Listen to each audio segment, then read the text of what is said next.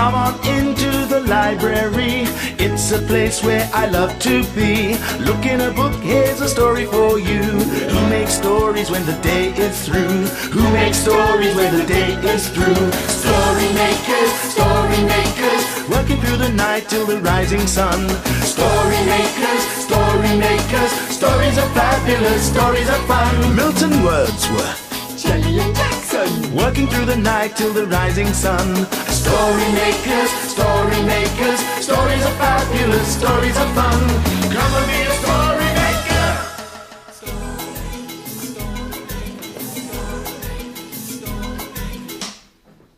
Story makers.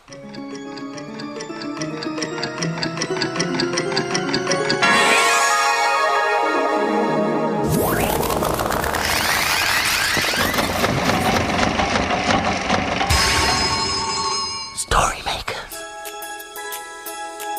It's midnight. Hello. has everybody gone? The sun is down, the stars are bright. Story makers come out at night. Milton Wordsworth, story maker and magical maestro, at your service. There, finished. Wonderful. Oh, what is it, Jelly? Oh, it's a splatter painting. And it's called... Milton! Milton! Yes, my spiky pink-haired I friend. can't see anything.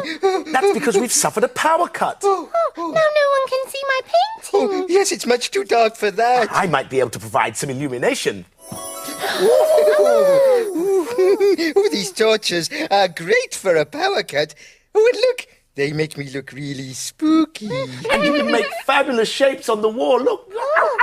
And you can see my painting. Oh, Milton, why don't we put one of the torches in the story machine and make a story about shapes or shadows? Good idea. May I borrow your torch, Jelly? Oh, yes.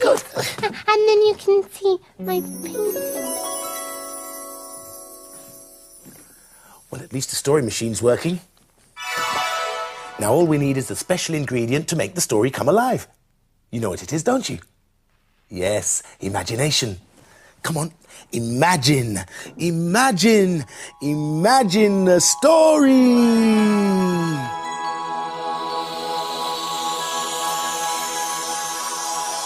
Look, Milton, it's a blue cow story. That's right, Blue Cow and the Shadow. In a field not far away is a herd of cows grazing quietly. One of the cows is most unusual. Blue Cow wonders about the big world beyond her field. One day, Blue Cow was looking at the other cows in the field. I wonder what it's like to be all on my own. She's off again, said the other cows. So Blue Cow caught the bus that stops beside her field. I'd like a return ticket to a place where I can be on my own, please. There you go, madam. Hold very tight. And they set off for the top of a hill.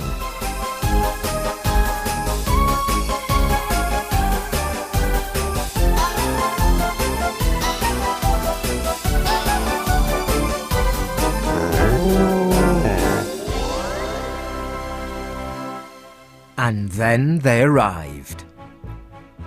There was absolutely no one around. There weren't even any birds in the sky. Oh, this is so peaceful, she said, sitting down to enjoy the view. Oh! There on the ground was a big black shape. It had 2 horns and 4 legs, just like Blue Cow. Hello, I'm Blue Cow, she said, but the shape didn't answer. She tried waving. The shape waved back at her. Do you want to play? She said. I know, let's have a race. Nod your head like this if you want to, she said, nodding her head. The shape nodded back at her. OK, ready, steady, go, shouted Blue Cow, and she and the shape raced down the hill. It was strange, but they both finished at exactly the same time.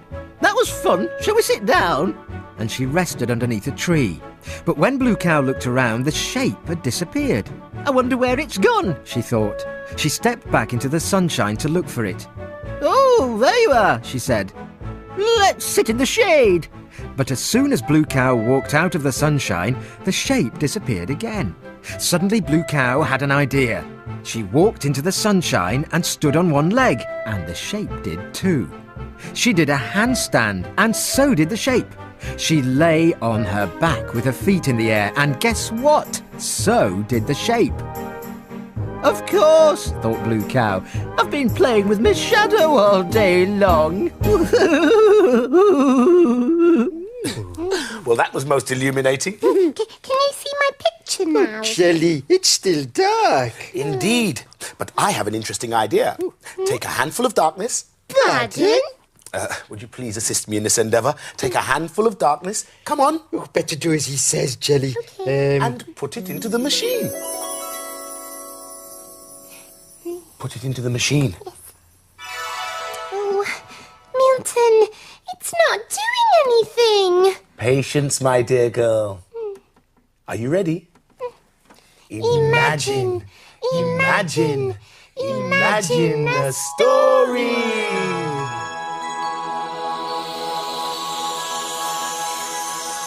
What's it going to be? Oh, it's a Kevin the Spaceman story. And how appropriate. It's called The Dark Side.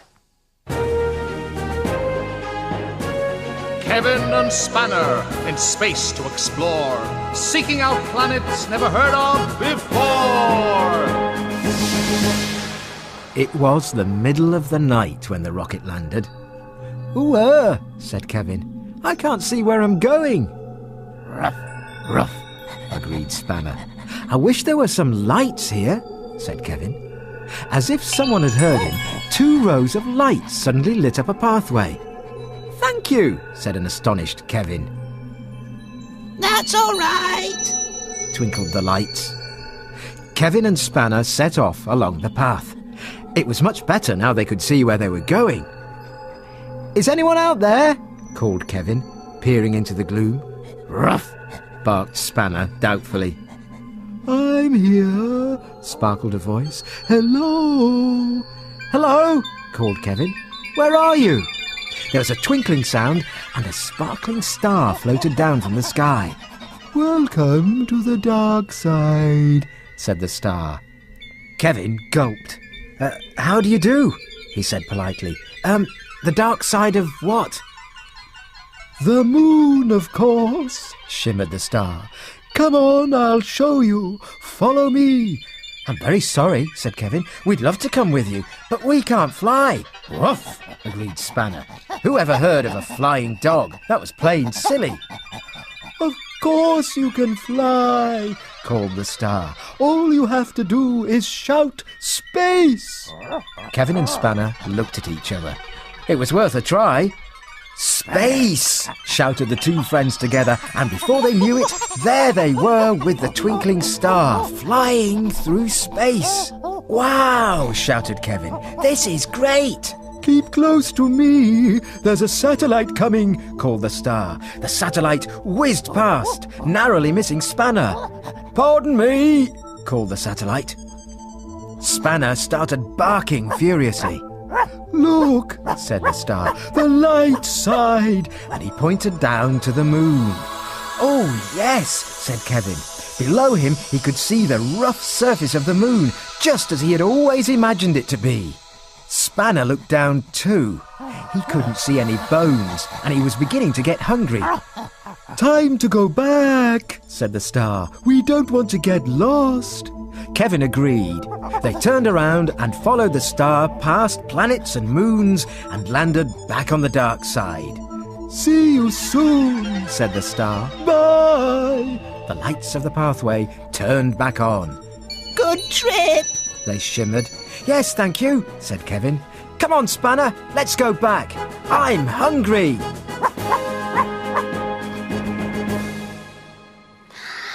Is there really a dark side of the moon, Milton? Verily there is, oh green and tiny one. Oh, there is. Look, look, look. What's that, Jackson? Look, a dark moon. Hooray! Magic. Can you see my picture now, please, Milton? With the greatest of pleasure, my little jelly bean. Ta-da! What is it?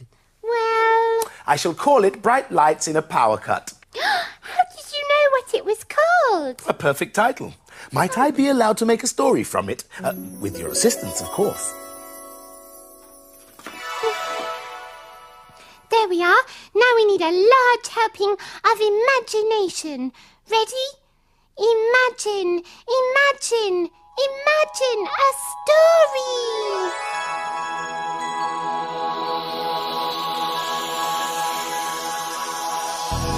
Well done. You've made a playbook. And it's called The School Gates.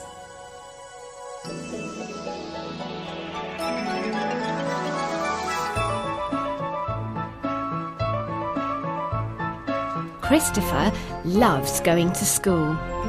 Most children only go to school once in a day, but every day Christopher goes to school twice. Once to take his elder sister Alexia to school in the morning, and then once to pick her up in the afternoon. But Christopher only ever got as far as the gates. He never ever went inside, though he often wondered what it would be like. Then one day, Christopher and Mum went to school as usual, once in the morning and then again in the afternoon. All the children came running out. School is a very busy place. But where was Alexia? Mum thought Alexia must still be busy inside and thought that they should go and find her. Christopher was amazed. He was going inside.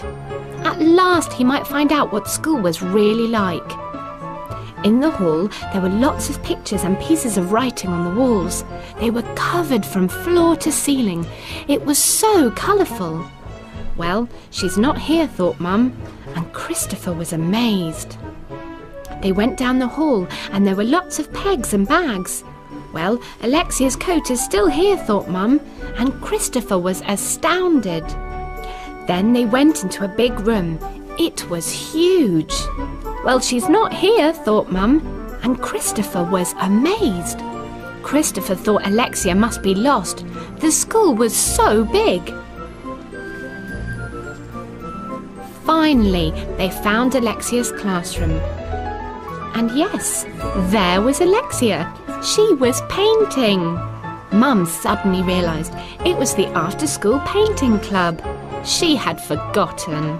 Alexia's teacher saw them and asked if Christopher would like to join in while they waited for the club to finish. Christopher thought it was brilliant. He was painting in school. Amazing. So that's how Christopher went to school. Properly, for the first time. And he can't wait to go back again. Milton, I've done another picture. Ooh, I feel another masterpiece coming on.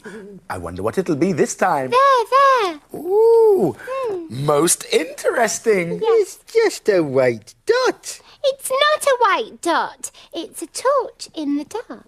Ooh, how apt. Look, it's getting light. Indeed it is. Hooray! The dawn is upon us. The morning is nigh. We've made our stories, and we bid you goodbye.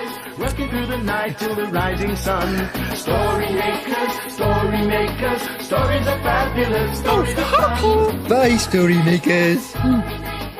See you again soon.